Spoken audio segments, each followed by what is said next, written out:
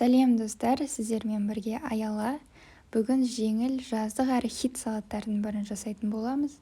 Ол үшін керекті ингредиенттерді, яғни руккола мен шпинатты жақсылап тұрып жуып аламыз. Бұл салатқа апельсин, алма, персик қосып жасасаңыздар да болады, бірақ бүгін біз тек қана персик қолданатын боламыз.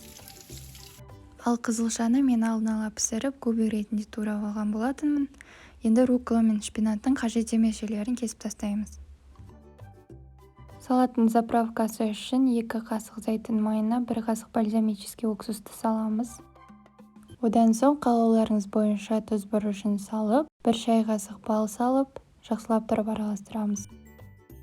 Дайын болған салаттың заправкасы осындай құрамға және түске енуі керек. Дәмі кисло-сладкий болып шығады. Енді салатты жинасақ, салаттың ең астына пісірілген қызылшамызды салып заправить етеміз. Қызылшадан соң руккола мен шпинатты бетіне салып, видеодағыдай қайталаймыз. Енді персиктерді турап алып, жан-жағына осылай қойып шығамыз. Персиктерді қойып шыққаннан кейін брынзаны осылай турап, жан-жақтарына қойсаңыздар болады.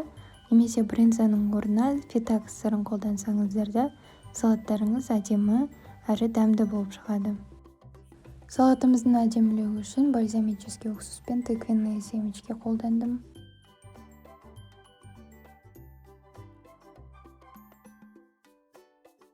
Мінекей біздің жазғы дәмді әрі жеңіл салаттарымыздың бірі дайын болды.